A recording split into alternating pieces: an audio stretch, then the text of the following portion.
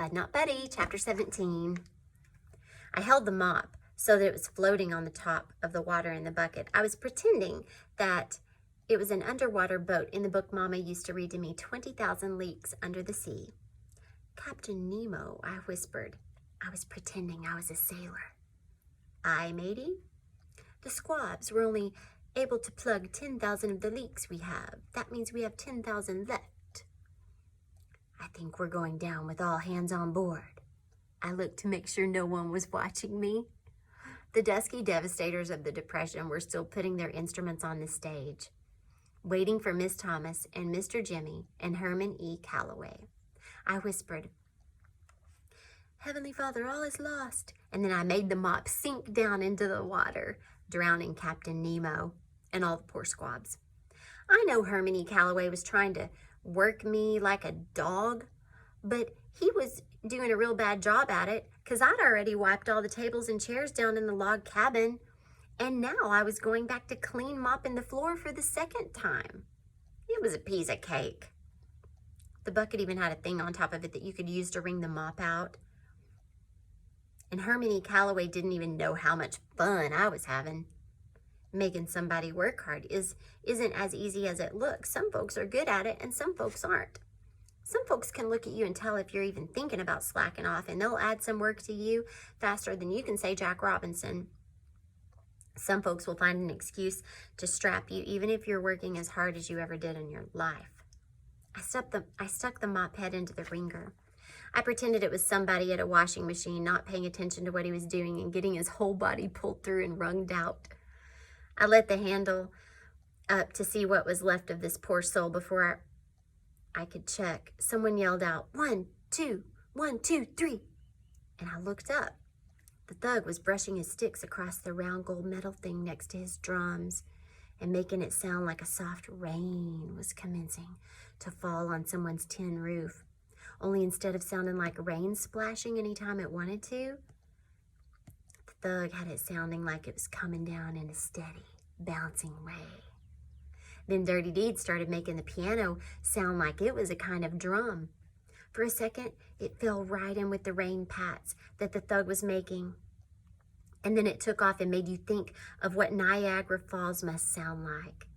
It sounded like big, bright drops of water splashing up and down, over and up. The drops would fall loud and clear as anything. And then before you knew it, they were right back into the thug's steady, bouncing beat. Steady Eddie started snapping his fingers real soft, in time with the piano and the drum. And the toothpick was jumping right along with his fingers. He put his axe in his mouth and blew, but instead of the horn making music, it sounded like Steady Eddie made it talk. He blew one long, low, rumbly sound, and I knew right then, with that one deep, sad moan, what the most beautiful sound in the world was. Steady held the note for a long time and then made the sax drift away from the rest of the storm of music. It swirled up and floated back and joined the rain sound that the thug and Dirty Deed kept going. And I just stood there. I didn't even hear Miss Thomas and Mr. Jimmy and Herman E. Calloway come up from behind me. Miss Thomas rubbed her hand across my head and said, "Bud, you've done a great job. The place is sparkling." I was going to say, "Thank you, ma'am," but it seemed like talking was wrong, what with all these wonderful sounds coming from the people on the stage. Mr. Jimmy said, "LeBone, looking good, son." Herman E. Calloway grunted, and the three of them walked up on the stage.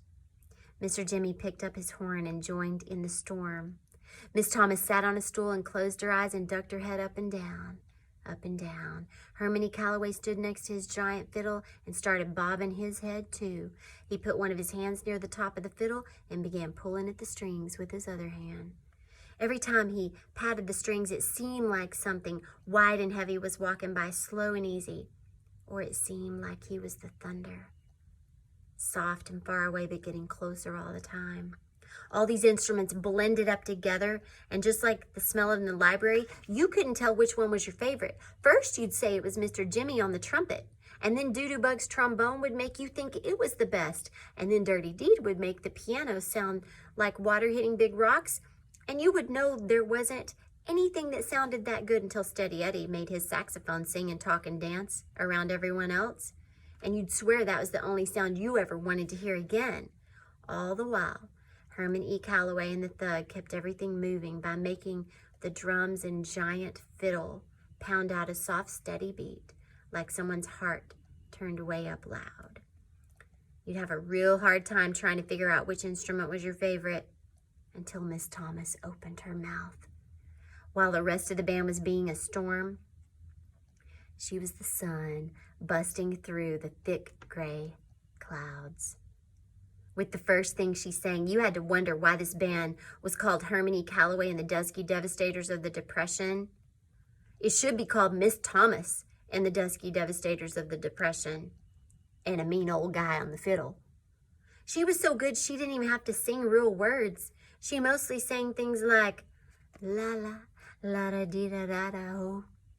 She didn't even sing real words, and it sounded the best. Felt like you were having a regular conversation. Every once in a while, Mr. Jimmy's trumpet would come in, and he'd put his 2 cents worth in, and then it would fade away. And all the other instruments took turn trying to interrupt the conversation. But in the end, it was Miss Thomas's voice, steady, and steady saxophone doing the talking that you really wanted to listen to. Finally, Miss Thomas did a bunch more doo-doo-da-dee, da-do-bo-bo-wa-la-la-la.